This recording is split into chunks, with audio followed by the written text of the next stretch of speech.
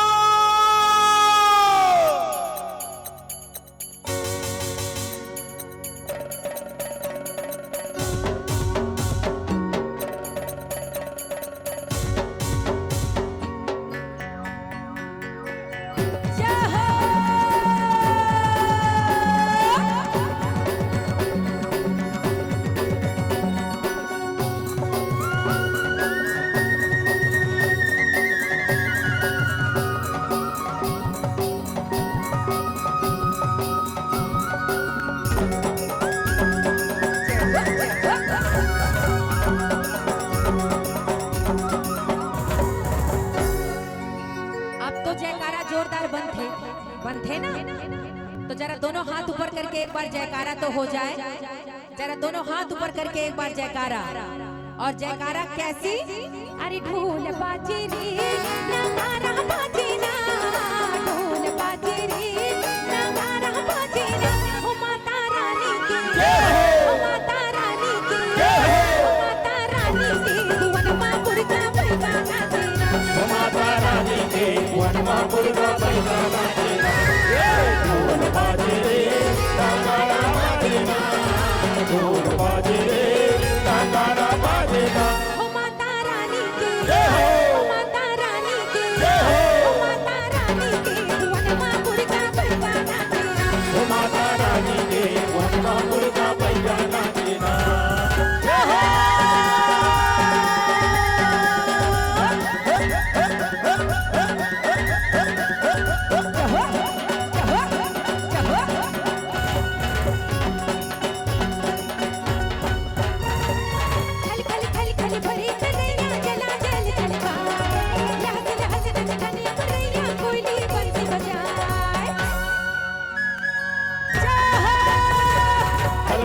खल भरे तलैया जला जल चलता, नाच नाच कर करे अमरैया कोयली बंसी बजाए।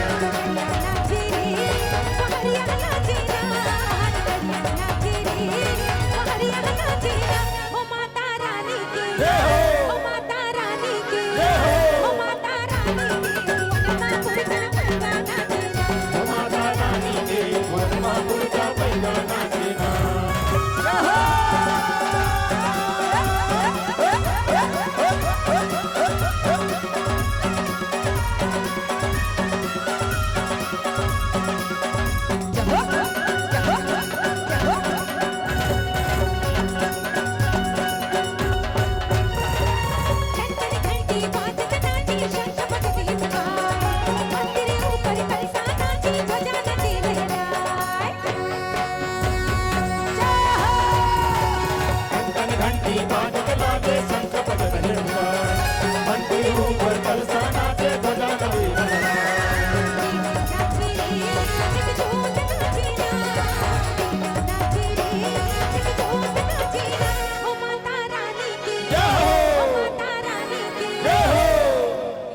संसार में नारी सशक्तिकरण के जमाना चलत है ना,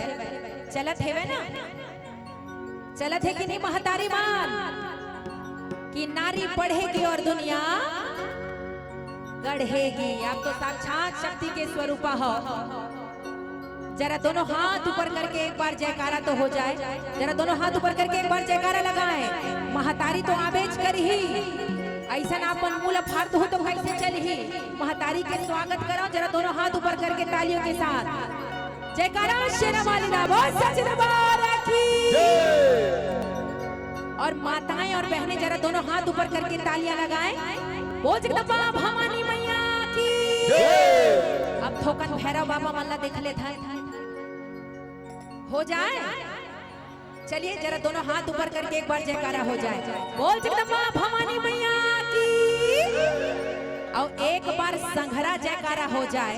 अगर हमारी माताएं बहनें और हमार जतेक भैरव बाबा मन है संघरा अगर जयकारा लगा ही ना तो महमाया दाई रतनपुर में नहीं बैठे सके। वो दौड़त आपके खरकेना पहुंचने वाली है। अगर दर्शन करना है तो दोनों हाथ ऊपर करके एक बार जयकारा लगाएं। बोल महमाया दाई की। बोल काली मैया की। और जरा दोनों हाथ लहराते हुए दोनों हाथ ऊपर लहराते हुए तालियों के साथ कहेंगे क्या। अरे टन टन घंटी